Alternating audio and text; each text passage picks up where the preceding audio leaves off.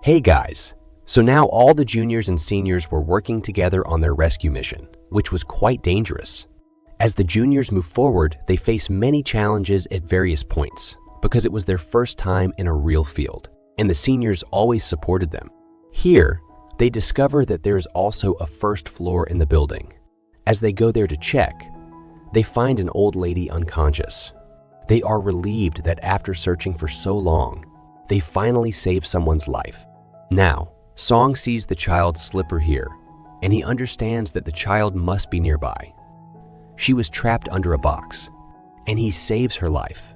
Meanwhile, Song's wireless connection with his friend disconnects. His oxygen cylinder is running out, and he can't establish contact with anyone. The building begins to collapse. Here, Jiang Yu orders everyone to evacuate due to the critical situation for their safety. But there's no sign of Song.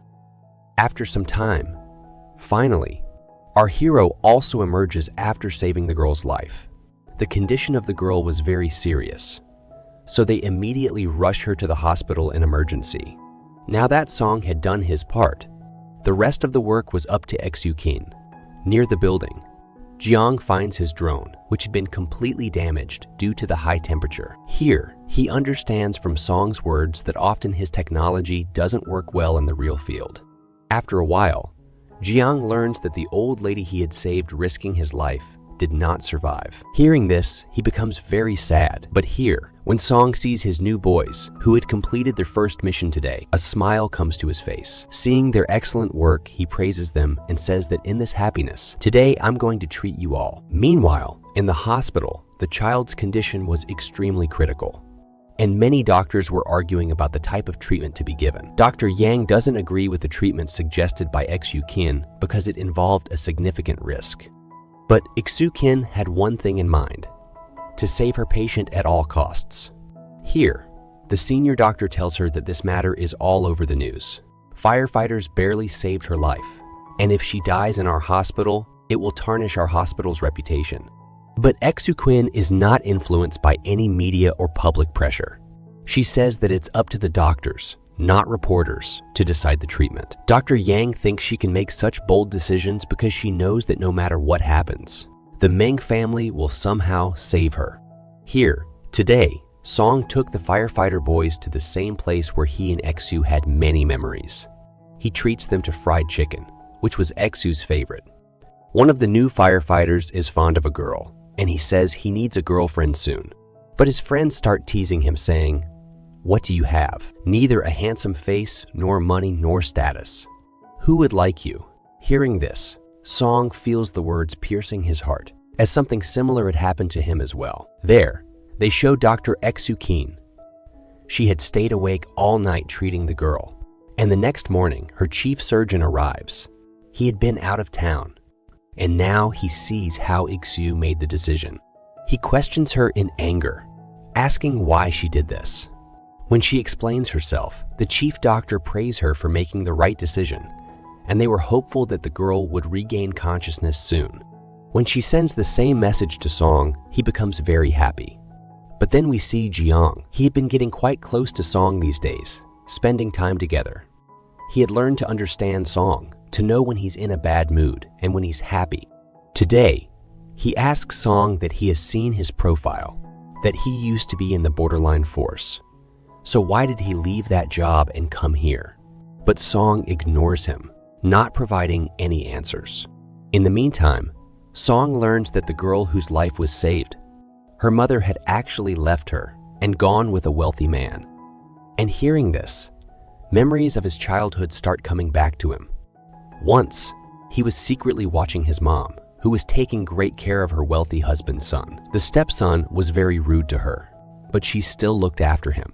He had never received such care from his own mother. Seeing this brings tears to Song's eyes. Now, when the little girl regains consciousness, she tells Exukin that she had a dream where her grandma was sitting in a boat. Later, the boat sank, but her grandma had saved her, and a lady in white clothes had also saved her. I think that the lady is you. You are my angel. Now, All the reporters surround Eksu Kin once, asking her if she has any message for this child's mother. This has become the hottest topic on social media these days, searching for the mother. But Eksu Kin's response is that this child will lead a better life without her mother. Someone who abandoned her own child doesn't deserve any consideration, and now she doesn't deserve her daughter. Song also hears her saying this, as he had come to see the child. Now, Song comes directly to Eksu. He says he heard from the media that you decided not to perform surgery on this child. And here he wanted to say that you have become so brave, making bold decisions. And here, she wanted to say that you too have become so brave, going on such big missions without caring about your life. Today, he was speaking to Eksu so gently that even Eksu is surprised, and he wishes her the best of luck in her profession. In fact, Song had come to return the toy that he had grabbed in his hand during the rescue. The girl becomes happy seeing this, and a good bond has developed between Eksu and the child. Here, memories start coming back to Song. Once, during high school, he had arrived outside his mom's house and witnessed how his stepdad came home drunk, mistreating his mom. Shu Quinn was with him at that time, and seeing all this made Song very sad. He said she cannot be my mom, and he would never come to see them again. Isu Quinn tried to cheer him up, and later, Sue said my mom often says that we can buy every happiness with money. Song wanted to express that his mom used to think the same way, but now he considers it nonsense. Now, Eksu Kin comes to Song and asks if he's free this weekend. He was free, but at that moment, Eksu receives a call from her mom, who says that Jiang's mom wants to meet you this weekend. Eksu Quinn tries to refuse, stating that she doesn't understand Jiang, but his mom insists and says, I'll bring her to your hospital if you're working that day. Whenever his mom pressured her for something, she would stay silent. She couldn't refuse. And even today, it happens like this. She has to refuse to meet Song. Now, this weekend, Yukin, like a showpiece, was sitting in front of both aunties. And here, Jiang's mom says to her, where do kids these days listen to anyone? Your daughter chose to become a doctor, and my son is the same. He left the family business for such a hectic job just for his passion. They think it's destiny that brought these two similar souls together. Meanwhile, they show us that Eksu's dad is interviewing Jiang. He noticed that Jiang is a down-to-earth person with no big ambitions, finding joy in small things. Afterward, they leave Jiang and Eksu Kin alone. Here, Eksu Kin asks him, do you like me? Jiang says, you're a very nice girl, but I don't think I like you. We've just started getting to know each other. Here, Eksu gathers the courage and tells him I actually like someone else, but my parents just won't agree. Upon hearing this, Jiang decides that he must be the one to help this poor girl. And then, when both families were having lunch, Jiang frankly tells Auntie, I won't be able to meet your daughter often. I'm always busy. I'm not a free person. He starts talking in such a way and targets things that he knew Auntie wouldn't like at all. And Eksu Kin silently thanks him with her eyes for saving her life.